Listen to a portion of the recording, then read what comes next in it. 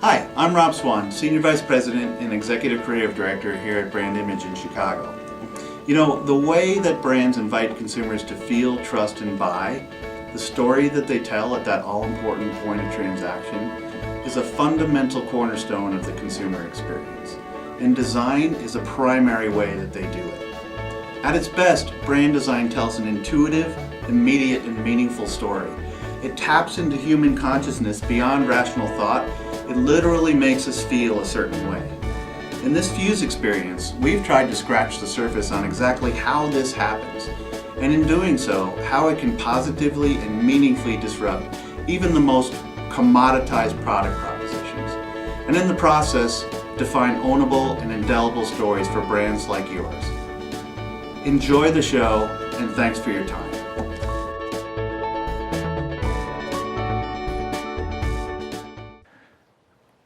So, a woman and a baby are getting on a bus, and they're getting up onto the bus, and the bus driver does one of these. Oh my God, that's the ugliest baby I've ever seen in my entire life. And the woman is, of course, furious, and she storms to the back of the bus, and she sits down next to the guy sitting back there and says, "You won't believe what just happened. I got totally insulted by the bus driver." And the guy sitting next to her says, "Well, you go right up there and tell him what's what. I'll hold your monkey for you." All things are subject to interpretation. Whichever interpretation prevails at a given time is a function of power and not truth. And I think that's true for all of us who are in the game of marketing and design. And it's definitely going to be true as you see me talk about it today. So I'm Rob. I'm the ECD of Brandimage. But for the sake of today, you can call me Professor Rob. That's not actually me. That's a stock photo with my head photoshopped on top of it. I'm really excited to be here today, and I just want to give thanks to some amazingly passionate and talented people around the world who helped me put together a lot of the great stuff that you see out there exhibited in the lobby. And I also want to give thanks to SGK for letting us do such an amazing creative exercise as the thing I want to talk to you about today. Like those things outside, the paint is still drying on my presentation, so I might have to look at a couple of slides as I'm doing this, but I'll try to do the best I can to get a lot of information into a very short period of time. So I don't know if anybody saw this recently, and I do want to start out with some things that I've seen recently that were kind of interesting to me, and I don't know if they will be to you. I hope so. But this first one is a meaningful, if unfortunate, event. It was Angela Merkel getting caught in the crosshairs of a shadow by Benjamin Netanyahu, which actually created kind of an awkward situation for them there. And I just went and saw the Wes Anderson movie, so there's meaning behind the way I'm doing these little Futura things too. I also saw this, which was very interesting to me. This is a poster for this new Lars von Trier film. You guys have probably heard about it, called Nymphomaniac. And I see this as an intelligently outrageous challenge, and I'll talk a little bit more about that in a minute. And then, after hearing Phil talk this morning, I was thinking about showing this to you guys, which is about beards. It's good to hear that beards are cool. That makes this slide work really well. So Dimitri Martin did a nice job of putting this thing out there saying, beards are cool. A little bit longer, that makes you look pretty wise. If you get much longer than that into ZZ Top land, you're getting crazy. If it gets even longer, you're crazy wise. People are climbing up mountains to see you sitting cross-legged up there. And then, you're a wizard. So cool versus wise. All those things that I just talked about are meaning at work. These are things that we can laugh at and we can look at and understand what they mean because we live and breathe and operate in the world that we do today. And we all have common points of context that we can come back to understand why those things are important and why they are meaningful. I had time to work this in here because Paul, whose brilliant work we heard about this morning, told us about this meaningful fake. And I wanted to put it in here not because Paul's presentation was so powerfully about meaning and the intrinsic value of meaning that things have because they came from places that are important regardless of what they actually are, but because it's meaningful to all of us because we experienced it together. So whenever you see this painting from now on, if you remember it, you'll remember the experience that we shared together, and it will be meaningful to you. And that's important because that's kind of a microcosm of what culture does to create meaning for us. So when something is conveyed that has implied or explicit significance, worthwhile quality, and purpose that is not directly expressed, we call it meaningful. And I think that's really important to remember as I go through this presentation. So like everything else, I always ask why. Why does this work? Why does this stuff I was just talking to you about work? Why is it important that it works? Why is it important to understand how it works? And why is this then important for brands? Because I am, after all, a marketer and a designer, and I'm a brand guy, so I always think about brands first. So then I also think about how can this make design more effective? How can we, as a design community, take this information and make our work better? And of course, how can my clients make money off of it? And of course, that's something we all have to think about. And then finally, what does it look like when we translate this information into design for consumers? So why does this work? Information comes in through your eyes and some Hallowak shiznit happens in your brizzle, says the Blue Man Group. And I think that's probably a sciencey way, or a kind of a interestingly sciencey way of saying rods and cones and stuff like that. Or you could just call it perception. And we've talked a lot about perception today, and I think perception is something that we're always thinking about. You know, how do we perceive meaning in everything that we come into contact with, everything that we see, hear, feel, and taste? How are those things becoming important to us as we go through experiencing them? And the reality is we perceive meaning almost instantaneously. It happens very, very fast. And so I like to think about it as an iceberg. You know, 90% of what we perceive is under the surface. And it's shaped by our emotions and our experiences. The things that we've come into contact with shape the way we perceive meaning in messages. And we actually decide in that instant or that series of instants whether or not we trust something, whether or not we want something, and whether or not that thing is going to be a viable solution for us. So I want to talk just briefly about the nature of the perception of meaning as it pertains to this iceberg. And I always think about it in 3 layers. The first layer is the deepest layer. We always start at the bottom. And that layer is about instinctive perception. This is the viscerally intuitive felt assessment that we make about something that's put in front of us in a split second, in a hair's breadth of a second. And that's what you feel. That's the thing that makes you feel something. And then the next layer up is subconscious perception. We're still under the waterline here, which is where you run that feeling through a cultural or experiential value assessment. How do I feel this? I'm feeling something. What is the nature of how I'm feeling it? And then finally, when you get above the surface, you're getting into conscious perception. This is rational, data-driven assessment of the proposition that's being put in front of you. Why should I believe this thing that I'm feeling? Is it true? Is it authentic? Is it real? So I like to think about this a little bit like driving, and this could be because I just got a new car, I don't know. But driving the perception of meaning through design, you know, once you understand this model, becomes really, really interesting. So think about it this way. The bottom layer of the iceberg is like the acceleration. This is the feeling of movement and momentum and the force that you get from driving. The next layer up is really about the steering. So that's just like, well, I'm moving, but now I have to move somewhere specific. I want to go somewhere, you know, that's going to take me to where I want to go. That's where concepts and ideas and creativity really comes in. And then finally, the data is the speedometer and all the instruments telling me, yes, the thing I'm feeling and the directions that I'm giving are actually happening, and I'm able to measure them and see what that looks like. So let's go back to Nymphomaniac, which is the first thing I wanted to show you here, because that little poster that I showed you actually captures these 3 things really, really powerfully and really well. The first image is, you can do the math.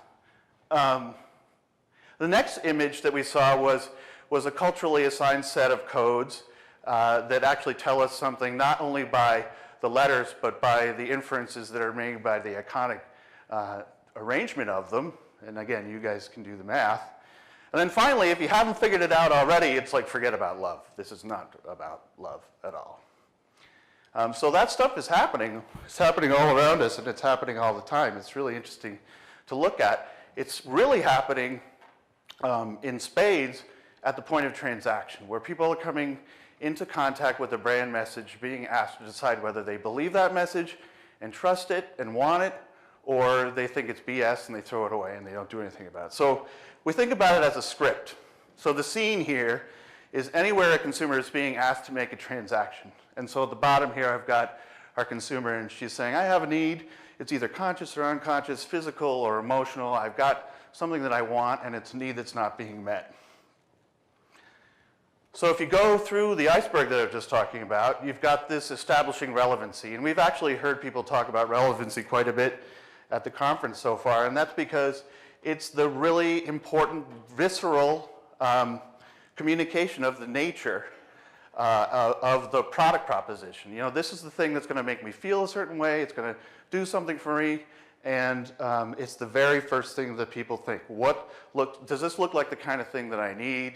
Does it look like the kind of thing that I want? And so this movie actually does a pretty nice job of showing this, this in action for a shopper. But this could actually work for the way people perceive television commercials or any other kind of branded messages as well. So if you think about this script, when you're looking at those types of things, it works just as well. So the middle layer of the iceberg is about establishing authenticity. This is about brand ownership of a uniquely disruptive perspective and benefit for the proposition that's being made. So you can see that this is different and special, like me. This looks like something that I want to be. This looks like something that's going to address the need that I have. And then you get to trust. You know, when you're looking at data and you're asking for proof points, you're establishing the trust that actually what you were feeling and what you thought was happening is actually happening. This is the evidence that the proof is in the pudding. And once you've established trust, you're on your way to a sale. But it's interesting to note too, and I know we're not here to talk about art per se, but art goes through the same process I was just describing, but it jumps off the tracks before it gets to trust. Because art's not necessarily about establishing trust, and a lot of times it's about actually challenging trust. So as I thought, this is what I expected and has what I need. So once you've done that, you're into desire. And like I said, you know, you're in her cart, you're in. You've got her. And that's really what design wants to do, is work its way through that at the critical point of transaction. And meaning, and the perception of meaning, is a way that that happens. So this table is actually going to be the topic of my next presentation if they invite me back. It's something that we came up with that says, what is the nature of meaningful equity? Well, we've got two axes. We've got owned and we've got felt. Owned but not felt is pretty much feature benefit-based equity. This is stuff that the brand does as a RTB primarily. It's repetitive banging of benefits, right? Felt but not owned is more value-based. This is where it's a purely ethical proposition. This is more about the values of the brand and less about the product that's being sold. Not owned and not felt is price-based commoditization. This is a bad place to be. We all know it. I worked for Kimberly-Clark. We tried to sell toilet paper all the time, and it's very hard to decommoditize things, and telling stories is the way to do it. And that's where brands really should be and want to be, is felt and owned. And that's story-based equity. And that's what I'd like to talk to you about a little bit more. So there's a big debate all the time I have here. It's like, well, who defines meaning for brands? Is it consumers or is it marketers? And it's kind of a weird chicken and egg thing. I'm not going to solve that one here today. But I will tell you that I had an associate, a partner, who was a marketer, who said consumers define a brand's meaning. Marketing may have a little impact on defining meaning early on, but the longer they live, it's almost impossible to impact, influence, or change their meaning. And I said, well, I don't know if that's entirely true. Most brands have latent consumer-defined meaning. It just needs to be illuminated, brought into focus, directed, changed, or amplified. And design, I think, is the critical, or a critical component that can help do that. So respectfully, I said that to Mr. Anonymous, who will remain anonymous, because I think marketers should always feel that this is possible. But Marty Neumeyer, who I consider to be a brilliant mind in the space, says the central challenge of brand building is getting a complex organization to execute a simple, meaningful story. We've heard a lot of people talk today about how design can get a seat at the table, and it's a pretty simple idea, and yet it seems to be really hard for a lot of organizations to do. So a brand design story is a promise of an experience. It's really important when we talk about storytelling, and we're talking about storytelling specifically for packaging. It's about connecting the dots. And I found this is from a place called Extreme Connect the Dots, and I haven't done it, but it looks provocative. It could be, but your mind will probably fill in the blanks for you there. Unless you're one of those people like Calvin down here who doesn't follow the numbers and actually just lets anything happen. I think kind of like some of the stuff we've seen at the conference so far in terms of typography. And it's important for us to understand that because we're born dot connectors. Human beings are, from the very second they enter the world, trying to figure it out. They want to understand what's going on, why things are happening, how they can touch things, feel things, do things, learn more about them. The best example I can give right now is what's happening with Flight 370. You know, the incessant need to know, we need to know, we need to know, we have to figure it out. Millions of dollars, resources are being spent. You know, there's high emotional value involved in this story, and we're all invested in it now because we want to know. But that's not the only thing. We've got The Bachelor. You know, my wife and her friends watch The Bachelor religiously together, and they're always saying, like, who's going to happen, what's going to happen, who's he going to choose. Sherlock's incredibly popular right now because of this. The game show that I can never remember the name of is popular because of this. You have to try to guess the word. You sit there trying to guess the word when you're watching TV.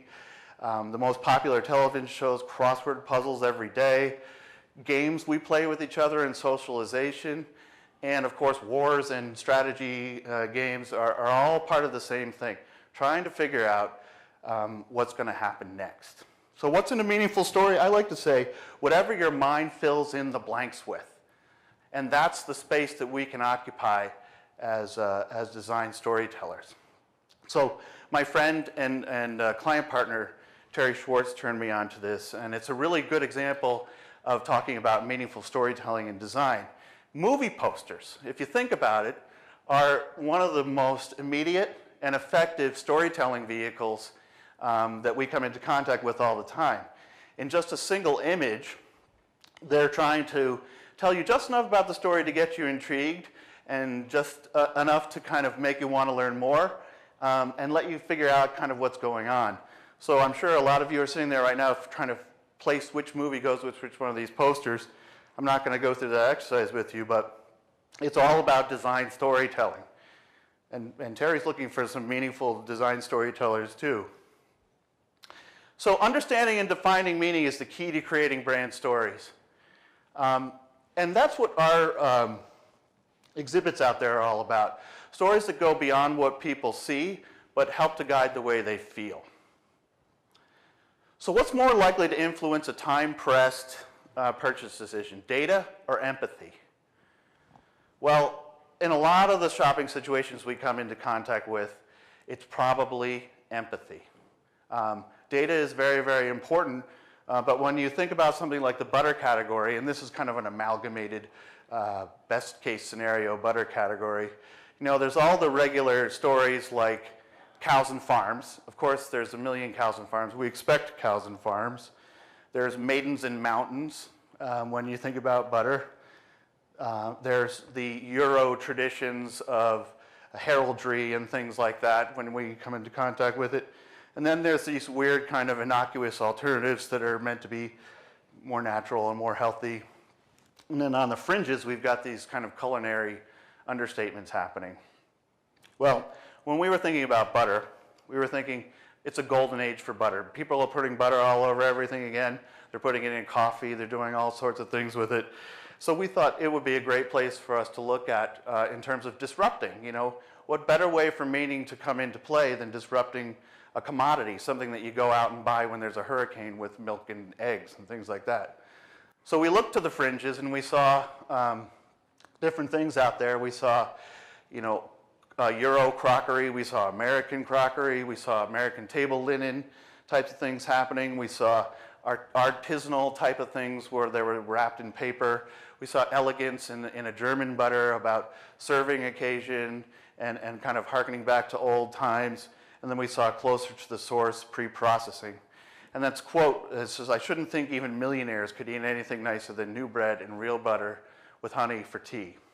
So it inspired us to start thinking about this, which, please don't tell Karl Lagerfeld that I, put him in overalls, but I don't think that'll upset him as much as him being overweight like he is in this picture. But the idea of Karl Lagerfeld in overalls standing in a cornfield was akin to a lot of the things you see scrolling up on the side of the screen here.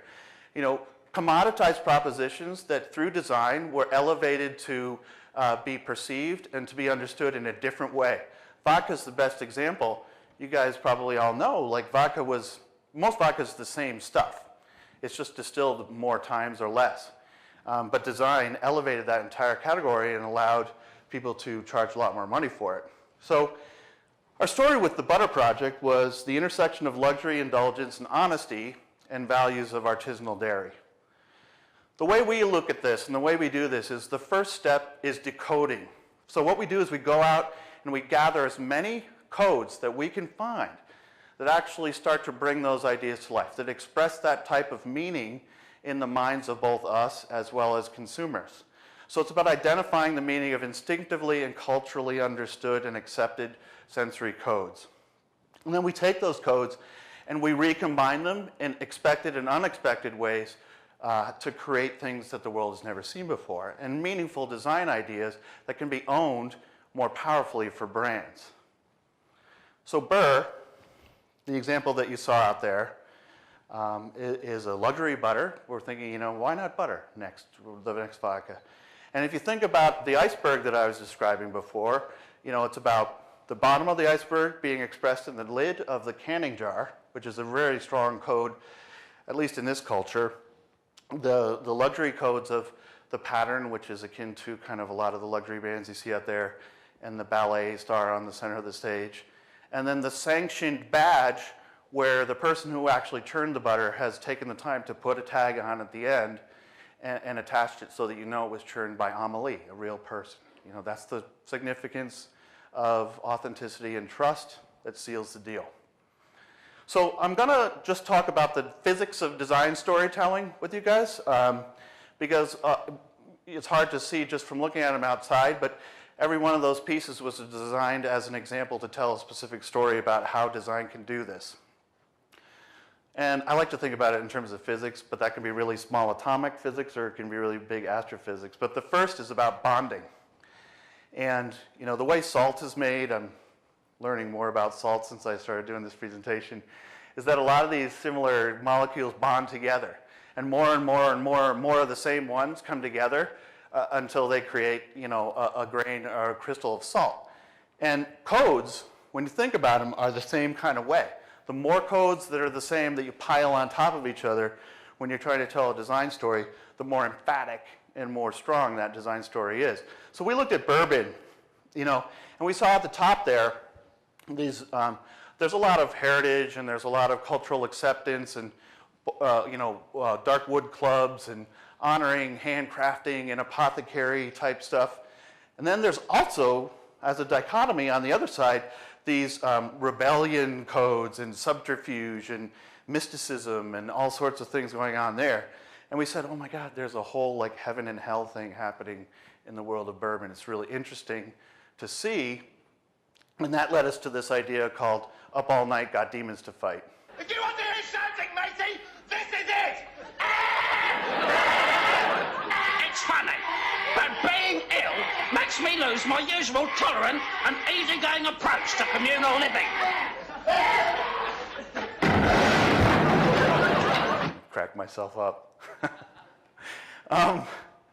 So a lot of the codes like that we saw out there, that started to tell this story, you can see, if you look at the piece out there and you kind of look at this, how those codes started piling up on top of each other and how they started to become a really effective way to tell that story. So you see things like evil lurking in the dark and spontaneous violence and loss of control, this reflection of danger, like don't touch me, I'm prickly and dangerous, these mystical horns and beast-like things, the foil of the law and the codes of law being something that you would actually be able to use to tell the story, and then finally this kind of goth Germanic type. Those just fall right in line with the iceberg again. So you can see how those things start to come together. And then when they get applied to the design, I won't go through this in a lot of detail because I don't have time, but those codes actually can be used and manipulated to tell that story and make it really powerful. The next is the code slingshot. This is my favorite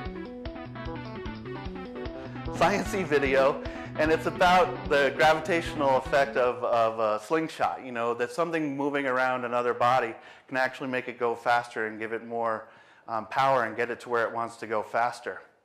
So that made us think about wound, actually when we were thinking about wound care, that's where we applied this. So I don't know if you've ever cut yourself in the shop or working by yourself and you've tried to put a Band-Aid on by yourself, but it's really, really hard and there's a lot of process and wrappers and stickers and all sorts of things that you have to do. It led us to this kind of idea, this thinking about, this is a great form. It was probably done with Mauro when he was at 3M, I don't know. But I like it because it does a lot of things really, really well that could be tapped into for the type of proposition we're talking about.